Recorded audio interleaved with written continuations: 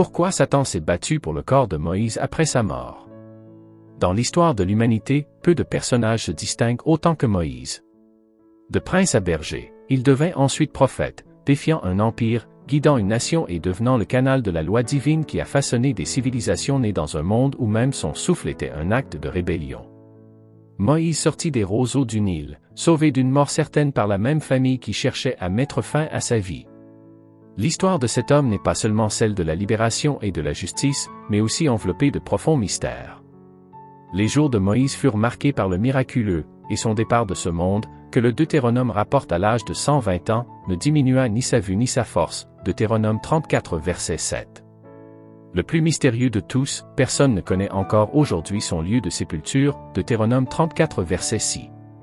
Une vie qui a commencé enveloppée de secrets semble se terminer de manière semblable. Alors, qui était cet homme Moïse? Pourquoi était-il si important, et pourquoi sa vie et sa mort sont-elles enveloppées de mystères alors que nous démêlons son histoire? Embarquez pour un voyage non seulement à travers l'histoire, mais aussi au cœur de la foi, du mystère et du dessein divin. Êtes-vous prêt à découvrir la légende qu'est Moïse? Pourquoi Moïse était-il si important pour Satan? Moïse était destiné à être le libérateur des Hébreux, élu de Dieu pour les faire sortir d'Égypte et les conduire vers la terre promise, préparant ainsi la scène pour l'arrivée future du Messie, Jésus-Christ. Satan, toujours opposé au plan de Dieu, considérait Moïse comme une menace.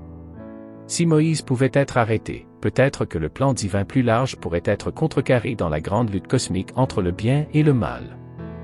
La vie de Moïse nous rappelle que peu importe notre passé, peu importe nos erreurs, Dieu a un plan pour chacun de nous, une force à laquelle même Satan ne peut résister lorsque nous marchons dans la foi.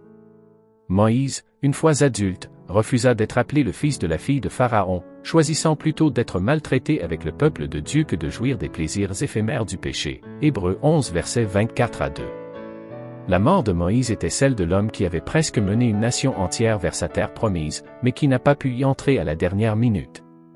Son histoire est à la fois inspirante et mystérieuse, et son départ de ce monde est peut-être l'un des moments les plus touchants de l'histoire biblique. Il était le grand leader des Israélites, ayant passé des décennies à les guider à travers le désert, confrontant le puissant Pharaon, séparant la mer Rouge et recevant les 10 commandements au sommet du mont Sinaï.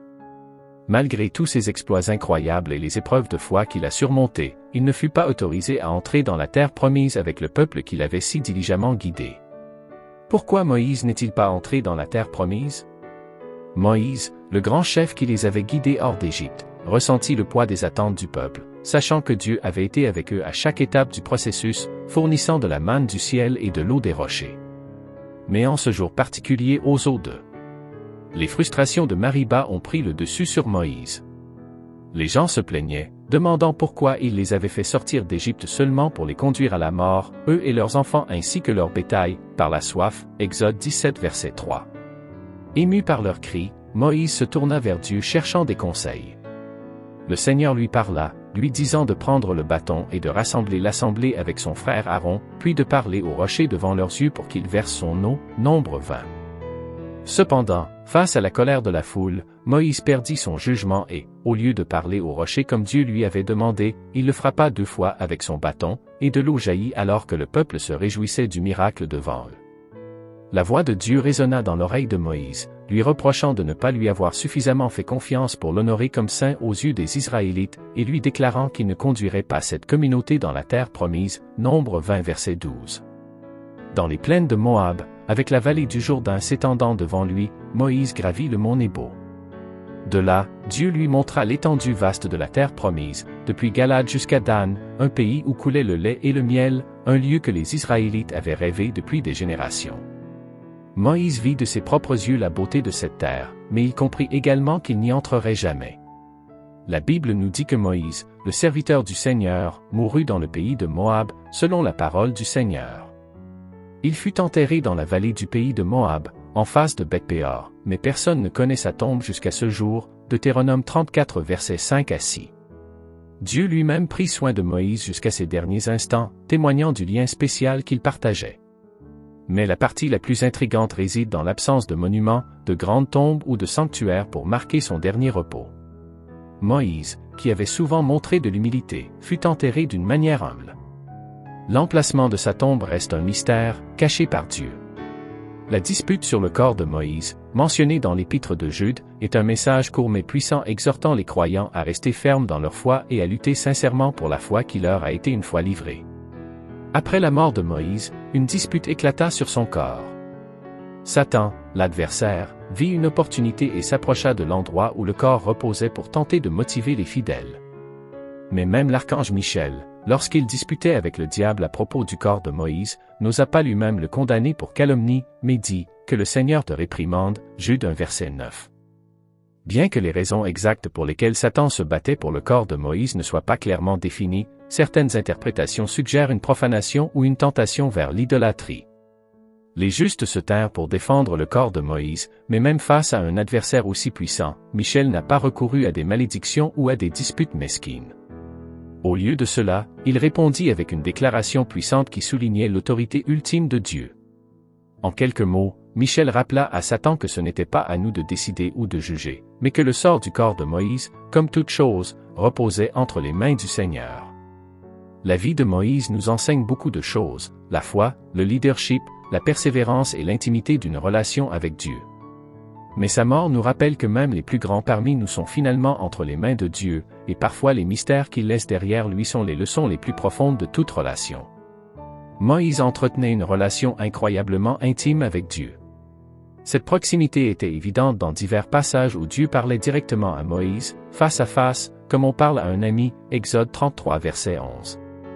En tant qu'intercesseur, Moïse se tenait souvent entre Dieu et les Israélites, plaidant en leur faveur lorsqu'ils péchaient.